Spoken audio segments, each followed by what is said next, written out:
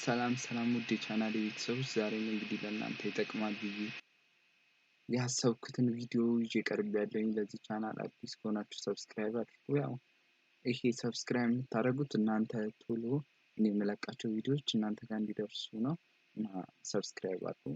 ለቻናሌ አዲስ ከሆናችሁ ዛሬ እንግዲህ ይዤ ያመጣሁት ነገር ምንድነው መሰላችሁ?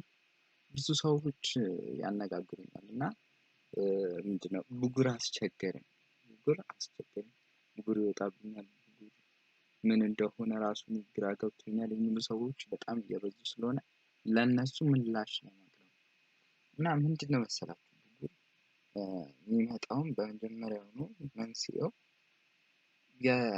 ምን ፊታችን ላይ ያለው ቅባት ያለ መጠኑ ሲበዛና ወደ ላይ ሲፈላ ነው ብጉርን የሚያመጣው እንጂ ሌላ ባዕድ ነገር ሆኖ ሳይሆን ከልኩ በላይ ሲያመነጭ ነው ያንን ነገር እና ይሄ እንግዲህ በብዛት ከ18 ዓመት እስከ 25 ዓመት ባሉ አካባቢዎች ነው በብዛት የሚከሰተው። ብጉር ግን ይሄናል በጣም ለጤናችን ጎጂ ሆኖ ሳይሆን ግን ያው ፊታችንን ለትንሽ ጊዜ ሊያበላሸው ስለሚችል ለሱ መፍትሄው ምንድነው ካላችሁ ምንድነው መሰላችሁ? አንደኛ ፊታችሁን መታጠብ ከምንም በላይ ብጉር ለማጥፋት ይረዳል። ለምን መሰላችሁ? ሴሎቻችን የተከፈተ እንትን አላቸው እና እሱን ቆሻሻ ሲደፍነው የብጉር የበለጠ እንዲገነፍልና እንዲያገረሽ ያደርጋል እና እናንተ ፊታችሁን በታጠባችሁ ቁጥር ከላያችሁ ላይ ቆሻሻውን እያስወገዳችሁ ስለሆነ ሴሎቻችሁን ቆሻሻው ሄዶ አይደፍነውም ማለት ነው እና ብጉር የመምጣቱንም እንትን ይቀንስላችኋል። ሁለተኛ አንድ የማልመክረው ደግሞ ነገር አለ። ምንድነው መሰላችሁ? የተለያዩ ክሬሞች ብጉር ያጠፋሉ ተብሎ በተለይ በጣም ሽታ ያላቸው ክሬሞች ለብጉር በጣም ጠንቅ የሆኑ ነገር ናቸው፣ አይፈቀዱም።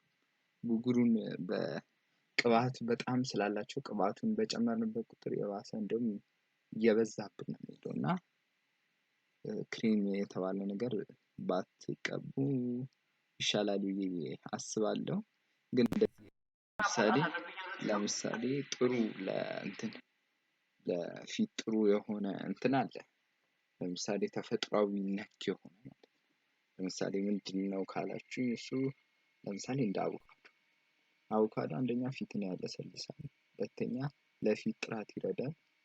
አንድ እንቁላል ደግሞ መታችሁ ከአቮካዶ ጋር ብትጠቀሙት የበለጠ ለውጥ ታያላችሁ እና በቀላሉ ብጉር ግን ይሄን አስጊ ሳይሆን ግን ቶሎ እንትኑን ለመቀነስ እንጂ ይሄን መፍትሄ ተብሎ አስቸግሮ ሳይሆን ግን ለፊት ቁንጅና ጥሩ አይደለም፣ የታወቀ ነው። በተለይ ቀይ ሰዎች ላይ ጥቁሮች እንኳን እንትናችሁ ከለራችሁን ስለሚደብቀው ብጉሩን አያስነቃም። ግን ለምኑ ናቹራል ለምሳሌ እንደ ሙዝ ለፊት በጣም ጠቃሚ የሆኑ እንትኖች ልጣችሁ ከምጥሉት ከውስጡ ከበላችሁ በኋላ ልጣችሁ ፊታችሁን ብትቀቡት ለ10 ለ15 ደቂቃ ፊታችሁ ላይ ብታስቀምጡት የተሻለ ነው ለእናንተም ማለት ነው እና ይሄንን ካደረጋችሁ በቀላሉ ብጉሩን ማጥፋት ይችላል።